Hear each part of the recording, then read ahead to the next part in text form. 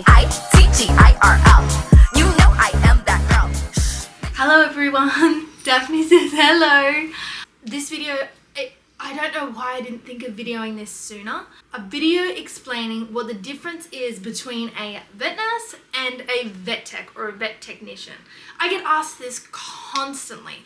Messages, comments, content, and I'm like, I don't know why I didn't ever think of this, but I'm gonna go over it now. So let's start off with location.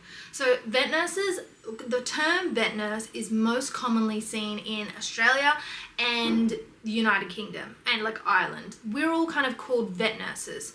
In the US, they're predominantly called vet techs. It's because it's protected there as well. Like you get in trouble for calling someone a vet nurse if they are a vet tech in the US. Like it's crazy.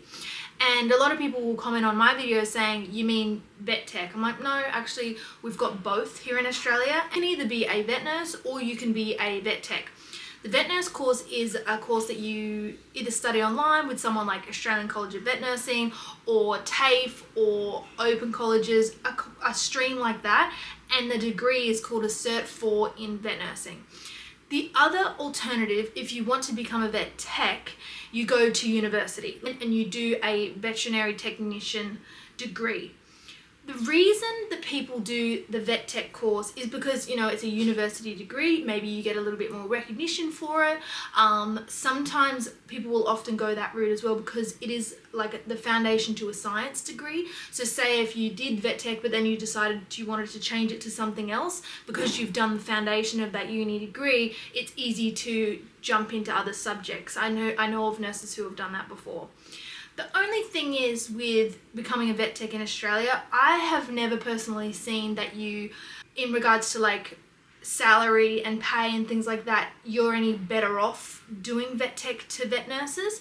I also see that with doing the vet tech degree, you do way less placement than with if you do like a Cert 4 in vet nursing. So Cert 4 in vet nursing, you're in a clinic, you know, once a week, or, you know, you've got a certain amount of hours that you've got to do. I think it's like 240 hours of in-clinic hands-on time that you've got to do to be able to qualify in that as a Cert 4 vet nurse. Whereas in vet tech, I think the placement is very minimal. So I see nurses or vet techs come out of uni, they come into a clinic, they've got a full-on university degree, but they have no hands-on experience with animals. Like I've seen, you know, a vet tech will come out fully qualified and they don't know how to restrain an animal because they just haven't had that, they haven't been in that situation before.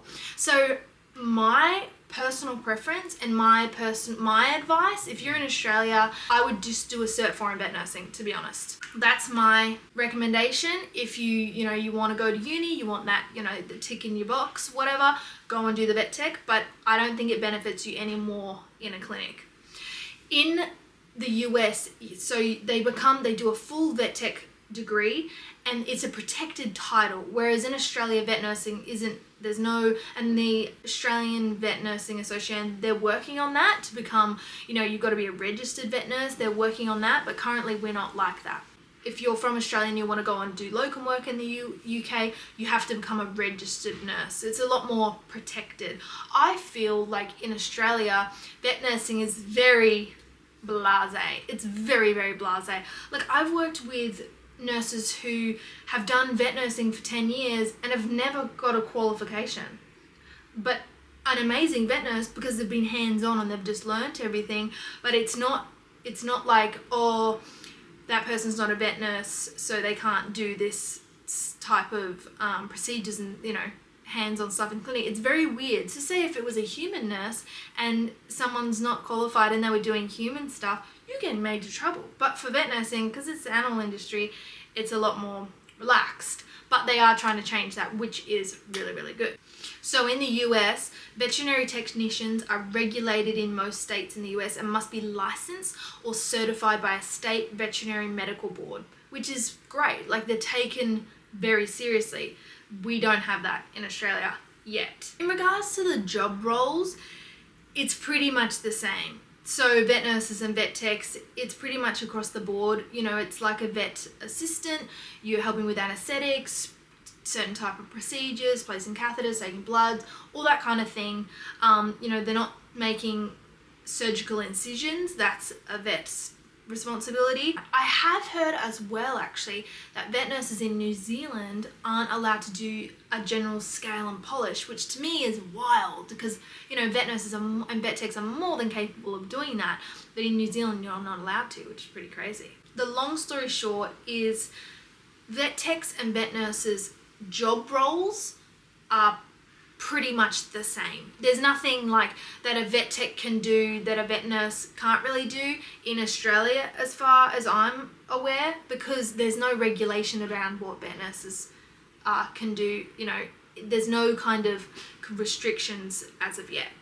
But in the US it's taken a lot more seriously, and in the UK if you're a registered vet nurse, it is regulated and there's a certified board for it. But in regards to, you know, general everyday duties, taking bloods, x-rays, placing catheters, you know, performing fluids, all that kind of thing, that is the general kind of job roles of a vet nurse. I hope this answers some of your questions. If you've got other questions, put them in the comments, because I need more ideas for more videos. Bitch, you know I'm sexy. Don't call, just text me. Bitch is slow, can't get on my speed. They stare cause they know I'm the ITGIRL.